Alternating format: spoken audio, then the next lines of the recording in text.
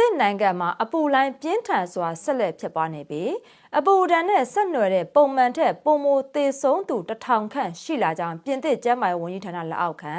ပြည်သူ့ကျန်းမာရေးအေဂျင်စီကဇွန်လ28ရက်နေ့မှာသတင်းထုတ်ပြန်လိုက်ပါတယ်။အေဂျင်စီရဲ့ကနဦးစာရင်းအရသေဆုံးသူအများစုဟာအသက်65နှစ်နဲ့အထက်တက်ကြီးရွယ်အိုတွေဖြစ်ကြပြီးနေအိမ်တွေနဲ့တက်ကြီးစောင့်ရှောက်ရေးဂေဟာတွေကသေဆုံးမှုစာရင်းတွေထပ်မံရရှိလာတာနဲ့အမျှ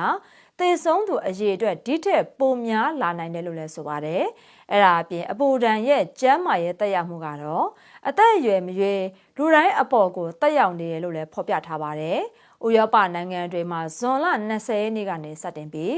အပူလိုင်းပြင်းထန်လာတာကြောင့်ပြတိုက်တွေနဲ့စာသင်ကျောင်းတချို့ကိုစောစောပိတ်ထားရတယ်လို့လူတွေရဲ့နေ့စဉ်ဘဝကိုလည်းထိခိုက်စေပါတယ်။ AFP သတင်းဌာနရဲ့ခန့်မှန်းချက်အရ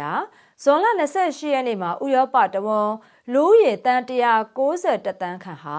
အနည်းဆုံးအပူချိန်35ဒီဂရီစင်တီဂရိတ်နဲ့အထက်ကိုကြုံတွေ့ရမယ်လို့လည်းခန့်မှန်းထားပါတယ်။အထူးသဖြင့်ဂျာမနီချက်သမ္မတနိုင်ငံ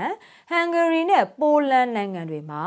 အပူချိန်ဟာပိုမိုပြင်းထန်နေတာဖြစ်ပြီးစလိုဗက်ကီးယား၊ဆားဘီးယား၊ခရိုအေးရှား၊အီတလီ၊အော်စတြေးလျနဲ့အနောက်ယူကရိန်းတို့မှာလည်းအပူလိုင်းတံကိုခန်းစားရမှာဖြစ်ပါတယ်။လက်ရှိမှာတော့အပူလိုင်းဟာအရှေ့ဥရောပဘက်ကိုရွေ့လန်းနေတာဖြစ်ပြီးပြင်သစ်နိုင်ငံအများစုမှာအခြေအနေတဖြည်းဖြည်းတက်တာလာပေမဲ့လည်းအရှေ့မြောက်ပိုင်းဒေသတချို့မှာတော့အပူလိုင်းသတိပေးချက်ဆက်လက်ထုတ်ပြန်ထားဆဲဖြစ်ပါတယ်။ပြင်သစ်ကျန်းမာရေးဝန်ကြီးကလည်းအပူလိုင်းရဲ့တက်ရောက်မှုဟာနောက်ထပ်10ရက်ခန့်အထိဆက်လက်ရှိနေနိုင်တာဖြစ်ပြီးဒီအပူလိုင်းဖြစ်စဉ်ကမပြေသေးဘူးလို့လည်းပြောဆိုပါတယ်။တစ်ဖက်မှာလည်းဂျာမနီနိုင်ငံမှာအပူချိန်မြင့်မားနေတာကြောင့်လူအများဟာရေကန်မြစ်တွေမှာရေစင်း900ကနေသတင်းပတ်ကုံတွင်းမှာရေနစ်သေဆုံးသူအနည်းဆုံး9ဦးရှိလူ2ဦးဟာသေဆုံးခဲ့ရပြီးတခြားဖြစ်စဉ်တစ်ခုမှလည်းရေကန်တကန်တွင်အမျိုးသားတဦးကိုတတိလစ်နေတဲ့အခြေအနေနဲ့တွေ့ရှိခဲ့ရပါတယ်။ဂျာမနီနိုင်ငံတဝန်းမှာရက်ပေါင်းများစွာအပူချိန်40ဒီဂရီစင်တီဂရိတ်နဲ့အထက်ကိုမြင့်တက်ခဲ့ပြီး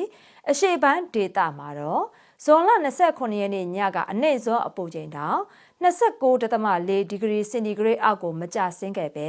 နှစ်ပေါင်း150နီးပါးမှတ်တမ်းတင်ခဲ့တဲ့ညထဲမှာ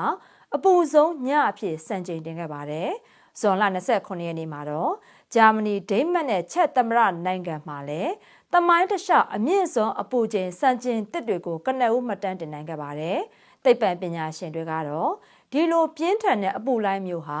လူသားတွေကြောင့်ဖြစ်ပေါ်လာတဲ့ရာသီဥတုပြောင်းလဲမှုမရှိဘဲဖြစ်လာဖို့မဖြစ်နိုင်တဲ့လောက်ပဲလို့လည်းသုံးသပ်ထားပါတယ်။လက်ရှိမှာတော့အပူလိုင်းကိုတော့လေပူဒူကြီးတစ်ခုလုံးဒေသတစ်ခုအပေါ်မှာအချိန်